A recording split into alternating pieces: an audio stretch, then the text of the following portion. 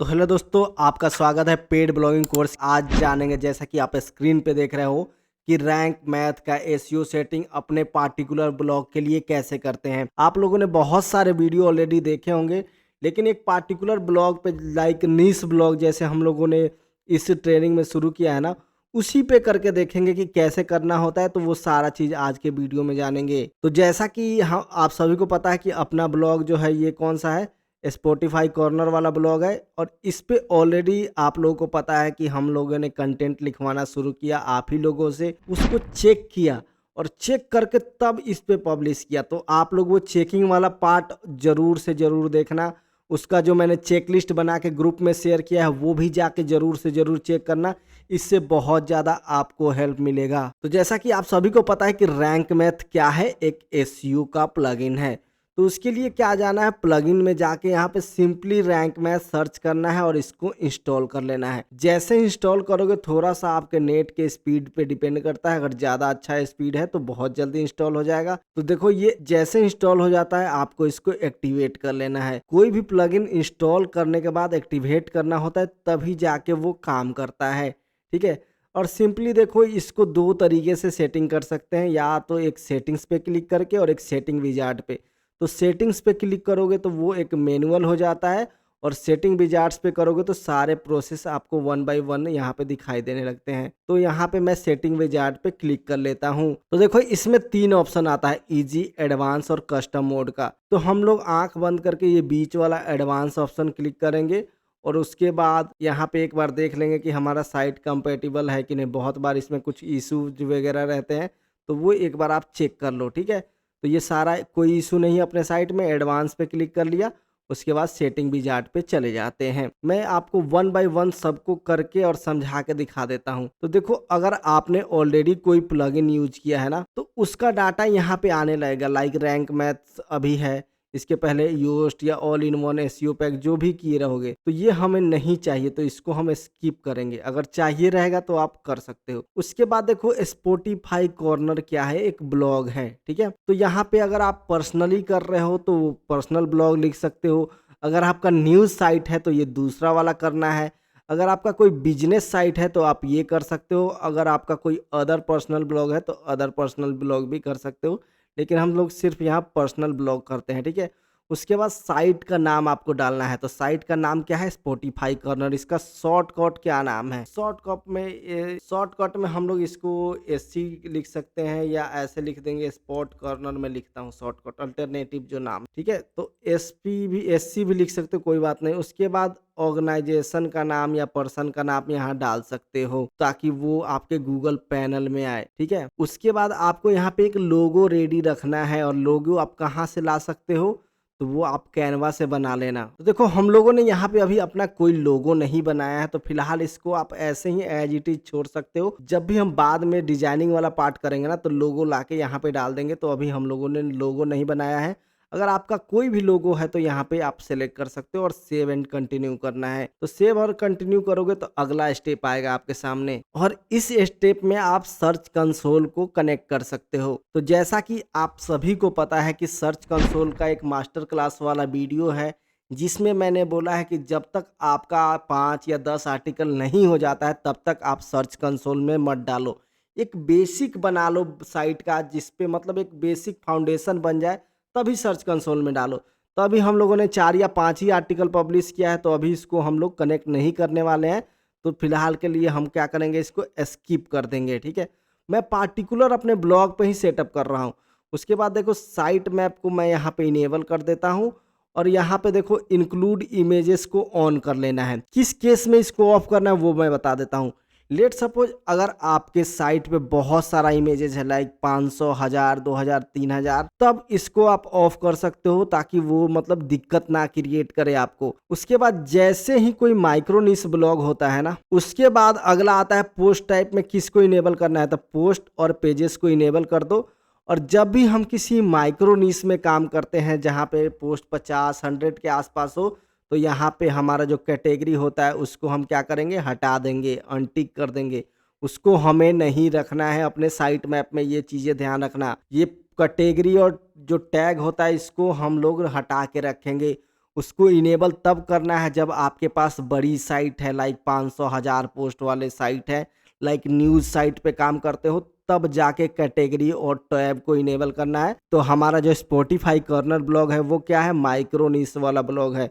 तो हम लोग सिर्फ पोस्ट और पेजेस रखेंगे और इसको सेव एंड कंटिन्यू कर देंगे। इसके बाद कुछ आता है एसईओ सेटिंग्स। तो इसमें लिख रहा है कि जो भी खाली कैटेगरी और टैग है उसको नो इंडेक्स करना है। तो ऑलरेडी नो इंडेक्स करना है, हमें कैटेगरी और टैग को रखना ही नहीं है। उसके बाद जब भी हम कोई एक्सटर्नल लिंक डालते हैं, एक्सटर्नल लिंक की किसी दूसरे का लिंक, तो उसको डू फॉलो ना दे के हम लोग यहाँ पे नो फॉलो फिलहाल करेंगे। कोई एक पार्टिकुलर लिंक होगा जो अच्छा होगा, उसको डू फॉलो करना होगा, तो वो हम लोग एक बार देख लेंगे। उसके बाद जो भी लिंक होगा ना, एक्सटर्नल लिंक हो, वो क्या करे कि क्लिक करने पे ना, जैसे लेट सपोज यहाँ पे कोई एक्सटर्नल लिंक है, मैं आपको एक बार दिखा रहा हूँ। लेट सपोज ये एक्सटर्नल लिंक है, ठीक है, और इसको क्लिक करने पे ये नए विंडोज में खुले तो अच्छा रहेगा। अगर सेम विंडोज में खुले तो ये अपना साइट बंद हो जाएगा ना, तो अपना साइट बंद नहीं करना है।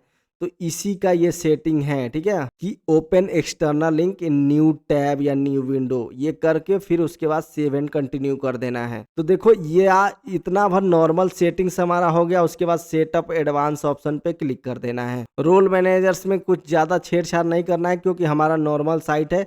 अगर बड़े बड़े ऑर्गेनाइजेशन में जो लोगों को रोल को देते हैं ना कि रोल मैनेज करें, तो उनके लिए है। उसके बाद 404 मतलब अगर आपके साइट पे कोई नॉट फाउंड का पेज है, उसको मॉनिटर करना है तो आप कर दो यस, ठीक है। उसके बाद अगर आपको रिडायरेक्शन इनेबल करना है, जैसे कि मान लो 404 का जो आ रहा है उसको कहीं रिडायरेक्ट करना है कि नहीं करना है, तो उसके लिए हम इसको इनेबल कर लेंगे। बाकी इसका प्रॉपर सेटिंग मैं आगे करके दिखाऊंगा कि कैसे करना है। उसके बाद देखो स्कीमा का ये नॉर्मल सेटिंग है जो एज इट इज ही रहने देंगे, इसमें कुछ ज़्यादा छेड़छाड़ नहीं करना है। देखो आर्टिकल है हमारा, तो आर्टिकल ही रहने देंगे। उसके बाद ये ब्लॉग पोस्ट ही रहेगा, क्योंकि person as a personal person को ना आर्टिकल में अलाउड नहीं करता है, तो ब्लॉग पोस्ट ही रहने दो। मैं इसको सेम ऐसे ही रहने दो, इससे कोई इशू नहीं होने वाला है, ठीक है। और सेव एंड कंटिन्यू आगे बढ़ा दो। तो यहाँ तक अपना सेटिंग्स नॉर्मल सेटिंग हो गया, ठीक है। उसके बाद जैसे यहाँ पे इजी मोड करोगे ना, तो बहुत इजी सेटिंग्स आएंगे। बहुत लोगों के पास बहुत ऑप्शन नहीं दिखाई देते हैं, तो ये इजी और एडवांस मोड में आप यहाँ पे करके देख सकते हो, ओके। उसके बाद देखो डैशबोर्ड पे ये आ रहा है। अब देखो जनरल सेटिंग से हम शुरू करेंगे अपने ब्लॉग का। तो अगर देखो हमारे पास जो कैटेगरी है वो मैं दिखा देता हूँ। तो देखो यहाँ पे लेट सपोज ये गाइड वाला कैटेगरी है, इसको व्यू करूंगा तो बीच में आ रहा है कैटेगरी गाइड। बहुत लोग को चाहिए होता है कि इसमें कैटेगरी लिखा हुआ ना आए, ठीक है, व्यू करने पे। तो यहाँ पे जैसे ही ये स्ट्रिप कर दोगे ना, और उसके बाद इसको सेव करोगे एक बार, और तब जाके ये रिफ्रेश करो, तो बीच में से ये कैटेगरी हट जाएगा, देख रहे हो। तो ऐसे भी आप कर सकते हो। तो दोनों सेटिंग सही है, बाकी अपने अपने यूज केस पे डिपेंड रहता है। तो मैं यहाँ से ये ऐसे ही एज इट इज रहने देता हूँ, और जो भी है ये वाला पेज एज इट इज ही रहेगा सारा का सारा, ठीक है। उसके बाद देखो ब्रेड क्रम्स क्या होते हैं वो मैं आपको समझा देता हूँ। इसको इनेबल कर लो एक बार, ठीक है, और बीच में ये ऑप्शन डाल सकते हो और इसको सेव कर लेना है, ठीक है। अब देखो मैं कोई भी यहाँ पे पोस्ट खोलूंगा, तो यहाँ पे ऊपर एक ये दिखाता है कि अभी आप कौन से जगह पे हो। तो इसको सेटिंग करने के लिए आपको कोड डालना होता है। तो इसको कोड लगाने के लिए लर्न मोड करोगे ना, तो आपको ये पूरा पेज आएगा। यहाँ पे ऑप्शन बताएगा कि single.php वाला जो फाइल होगा ना, उसमें जाके आपको ऐड करना है। तो इसके लिए आपको क्या करना पड़ेगा, यहाँ पे अपीयरेंस पे जाओ, ठीक है, और थीम फाइल एडिटर। मैं ये जनरेट प्रेस के लिए बता रहा हूँ। अगर आपको नहीं समझ में आ रहा है किसी दूसरे थीम में, तो इसको नहीं भी ऐड करोगे तो चलेगा। यहाँ पे ज़्यादा दिमाग लगाने की कोई ज़रूरत नहीं है दोस्त। यहाँ पे मैं सिंगल PHP ये देख ले रहा हूँ, ठीक है। तो सिंगल PHP को मैंने क्लिक कर दिया, ठीक है। तो यहाँ पे मैंने देखो ये सिंगल PHP को क्लिक कर दिया।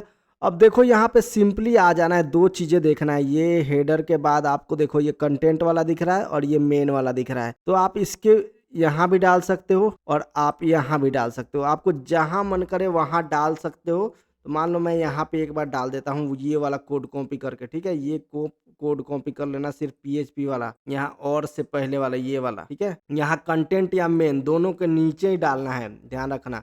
तो मान लो मैं मेन के नीचे डाल के यहाँ पे अपडेट फाइल कर देता हूँ। एक चीज़ मैं आप लोग को बता दे रहा हूँ, अगर आपको ये कोडिंग वगैरह की समझ नहीं है, जनरेट प्रेस थीम नहीं है, चीज़ें नहीं समझ में आती है, तो इसको छेड़छाड़ नहीं करना, इससे दिक्कत हो सकती है आपको। मैं विजिट साइट पे जाता हूँ और कोई एक पोस्ट ओपन कर लेता हूँ। अब देखो ये दिखने लगा ना, तो ये ब्रेड क्रम्स है, तो इससे अच्छा मतलब एक अच्छा इम्पैक्ट पड़ता है। तो ये अगर आपको आ रहा है तो कर सकते हो, नहीं आ रहा है तो आप छोड़ सकते हो, ठीक है। तो ये ब्रेड क्रम्स हो गया। वेब मास्टर टूल अभी हमने कुछ छेड़छाड़ इसको नहीं किया, अदर्स में जाके देख लेते हैं। तो इसमें भी कोई छेड़छाड़ आपको नहीं करना है, एज इट इज इसको छोड़ दो। इसमें रोबोट TXT में आप ये देख लो, सारा चीज़ ठीक है। हाँ, तो ऑटोमेटिक ठीक है, तो इससे कोई दिक्कत नहीं है। यहाँ साइट मैप होना चाहिए, तो साइट मैप है ऑलरेडी। ये सब इसमें आपको कुछ छेड़छाड़ नहीं करना है, ओके। रिडायरेक्शन में आओ। अब देखो रिडायरेक्शन में आपको क्या करना है। यहाँ पे डीबग पे नहीं करना है, और फैलबैक जो मान लो 404 आ रहा है ना, तो उसको रिडायरेक्ट टू होम पेज कर दो सिंपली। जैसे कोई भी अगर आपका पेज है जो 404 आ रहा है, वो परमानेंटली होम पेज पे रिडायरेक्ट हो जाएगा, ठीक है। उसके बाद एक ये ऑटो पोस्ट रिडायरेक्ट का ऑप्शन इनेबल करके सेव कर दो। अब देखो इसका क्या मतलब है।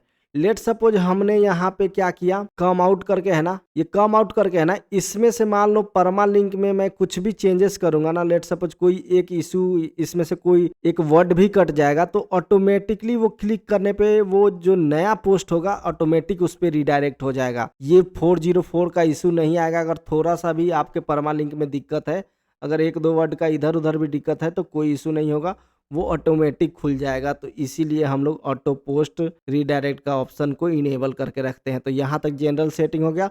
उसके बाद टाइटल्स और मेटा पे आ जाते हैं। तो आपके पोस्ट टाइटल्स को इंडेक्स रखना है, ठीक है। सेपरेटर क्या रखना है, तो मेरा सेपरेटर यही रहेगा। कैपिटलाइज आपको नहीं करना है, ये चीज़ें हमेशा ध्यान रखना है, ठीक है। बाकी ये सब ओपन ग्राफ का जो थंबनेल है ना, वो हम जैसे सोशल मीडिया फेसबुक वगैरह पर शेयर करते हैं, तो क्या आना चाहिए यहाँ पे वो सिलेक्ट करना होता है। तो वो चीज़ें हम लोग नहीं कर रहे हैं। लोकल एसईओ ऐसे ही रहने दो, same to same. Social meta अगर आपके पास फेसबुक ये सब का यूआरएल है तो डाल सकते हो, लेकिन हम लोग अब डायरेक्टली आ जाते हैं होम पेज पे। तो होम पेज पे अब हम लोग का टाइटल क्या होगा, स्पॉटिफाई कॉर्नर, ठीक है। और इसके अलावा हमारा टाइटल क्या होगा, एक बार वो देख लेते हैं। ये वाला एक बार कॉपी करके इसको डाल, तो इससे अच्छा रहेगा, ठीक है। अगर आपको डिस्क्रिप्शन यहाँ डालना है तो डिस्क्रिप्शन भी डाल सकते हो, नहीं डालना है तो नहीं डाल सकते हो। अगर आपको होम पेज का ये रोबोट देखना है कि नो इंडेक्स है कि नो फॉलो है, तो यहाँ पे आप चेक कर सकते हो और इसको सेव कर देना। ध्यान रखना कि इसमें इंडेक्स रहे, बाकी कोई छेड़छाड़ इसमें नहीं करना है। पोस्ट फॉर्मेट देख लो, सब ठीक है। अब देखो इसमें क्या करना है। फॉर्मेट में ये सारे नो इंडेक्स रहेंगे। फॉर्मेट का जो आर्काइव रहता है ना, वो नो इंडेक्स रहेगा। ऑथर वाले को आप इनेबल करके छोड़ दो, लेकिन इसको नो इंडेक्स रखना है। इसको इंडेक्स नहीं करना है क्योंकि इशू हो जाएगा, इसलिए इसको हम लोग नो इंडेक्स रखते हैं। बाकी ये सारी चीजें आप लोग ध्यान दिया करो, ठीक है। मिसलेनियस पेजेज में आ जाते हैं। क्या क्या करना है, डेट आर्काइव जो है उसको डिसेबल कर देना है। सर्च रिजल्ट नो इंडेक्स रहेगा। नो जो भी सब पेजेज 1 पेजेज 2 पेजेज 3 वो भी नो इंडेक्स रहेंगे। सारे नो इंडेक्स करके रखो, ओके। उसके बाद पोस्ट, ठीक है, इसमें कोई छेड़छाड़ नहीं करना है। Post same goes with pages, इसमें भी कोई छेड़छाड़ नहीं करना है। अटैचमेंट, इसमें भी कोई छेड़छाड़ नहीं करना है। कैटेगरी में आ जाते हैं, ठीक है। यहाँ पे एक बार ये इनेबल करके देख लो, इंडेक्स है ये, तो इसको हम क्या करेंगे, नो इंडेक्स करना है कैटेगरी को हमें। ये चीजें ध्यान रखा करो दोस्त। उसके बाद टैग्स में आ जाओ यहाँ पे, और टैग्स में यहाँ नो इंडेक्स ऑलरेडी है, तो इसको टैग को भी नो इंडेक्स रखना है और सेव कर देना है चेंजेस। तो यहाँ पे हमारा टाइटल मेटा हो गया। उसके बाद साइट मैप सेटिंग में आते हैं। तो साइट मैप में 200 कर देना है, ठीक है। इमेजेस रहेगा, फीचर इमेज नहीं रहेगा, ठीक है। ऑटोमेटिकली सर्च इंजन को पिंग करते रहे, अच्छी बात है। तो ये HTML साइट मैप हो गया। तो ये general site map, HTML site map enable कर दो, ओके। इसमें कोई छेड़छाड़ नहीं करना है। पोस्ट में जाकर देख लेंगे कि साइट मैप में है कि नहीं, ठीक है। पेजेस है कि नहीं है, ठीक है। अटैचमेंट, ये सब छेड़छाड़ कुछ नहीं करना है। कैटेगरी नहीं रहना चाहिए, ये HTML साइट मैप में रहने दो। टैग्स वगैरह नहीं रहेगा, ठीक है। उसके बाद सेव चेंजेस यहाँ पे कर देना है, तो आपका साइट मैप हो गया। अब देखो इंस्टेंट इंडेक्सिंग जो भी है ना, इसको आपको कोई छेड़छाड़ नहीं करना है। ये सिर्फ और सिर्फ न्यूज साइट के लिए है, या जो बल्क में कंटेंट डालते हैं लाइक डेली 5-10 उनके लिए है। अगर आप ऐसे नॉर्मल ब्लॉग करते हो तो इंस्टेंट इंडेक्सिंग को टच तक नहीं करना है आपको। कोई काम जब इजीली हो जाए तो वो अच्छा होता है, जबरदस्ती की चीज़ें कोई नहीं करना चाहिए। तो ये जो इंस्टेंट इंडेक्सिंग हम यूज करते हैं, गूगल को फोर्स करते हैं बार बार कि इंडेक्स करो, तो इससे अच्छा है कि गूगल खुद आके इंडेक्स कर ले, वो अच्छी बात है। तो अगर आपके पास नीश ब्लॉग है, छोटे ब्लॉग्स है, तो ये सब टच मत करो। ये सारी चीज़ें न्यूज़ में आप कवर कर सकते हो। रोल मैनेजर ये सब नहीं करना है। 404 मॉनिटर में देखो यहाँ पे ये आएगा कि कौन सा पेज पे 404 का इश्यू आ रहा है। फिर उसके बाद यहाँ पे आप रिडायरेक्शन देख सकते हो कि कौन कौन से रिडायरेक्शन है। यहाँ पे अगर कोई भी रिडायरेक्ट क्रिएट रहेगा तो यहाँ पे आ जाएगा, आप उसको डिलीट कर सकते हो, चेंजेस कर सकते हो, मॉडिफाई कर सकते हो। तो बस इतना ही सेटिंग्स में है, बाकी कोई ज़्यादा इसमें झंझट नहीं है। आप ईज़िली भी कर सकते हो, इससे घबराने की कोई बात नहीं है। और अगर आप चाहते हो कि कोई पीछे वाले वर्ज़न पे जाओ तो यहाँ स्टेटस एंड टूल में जाके कोई दूसरा वर्ज़न करके उसको इंस्टॉल कर सकते हो। उसके बाद डाटाबेस टूल्स वगैरह यहाँ पे देख लो, ये सब कुछ नहीं करना है छेड़छाड़। थोड़ा-सा भी कुछ छेड़छाड़ करोगे तो दिक्कत हो सकता है, तो ये सारी चीज़ें नहीं करना है। बाकी ये इम्पोर्ट एक्सपोर्ट इसलिए यूज़ करते हैं ताकि अगर कोई दूसरे मतलब साइट में या दूसरे प्लगइन में ये डाटा डालना हो तो हम डाल सकते हैं। तो ये सारी चीज़ें हमें नहीं करना है। तो हमें सिर्फ़ अपने साइट के लिए सेटिंग करना था, जो कि ऑलरेडी हमारा हो गया। तो उम्मीद करते हैं कि ये सारी चीज़ें आपको समझ में आ गई होगी कि इनको कैसे करना होता है और क्या करना होता है। अगर आपके पास कोई भी क्वेश्चन है ना इसके रिलेटेड तो आप नीचे कमेंट करके पूछ सकते हो, और आप अपने ब्लॉग पे जाके same to same SEO setting कर सकते हो, तो अच्छा चीज़ रहेगा। बहुत दिनों से ये डिमांड भी था, तो मैंने सोचा क्यों ना अपना एक ब्लॉग जो है उसी में एक ब्लॉग पे सेटअप करके दिखाएँ तो वो अच्छा रहेगा। बाकी नीचे आप कमेंट करके बता सकते हो कि ये पेड ट्रेनिंग कैसा जा रहा है, आप फॉलो कर रहे हो कि नहीं कर रहे हो, कोई दिक्कत है या क्या है, वो सारी चीज़ें पूछ सकते हो। तो आज की वीडियो में बस इतना ही। आप जहाँ भी रहें खुश रहें, मस्त रहें, स्वस्थ रहें। Thank you so much.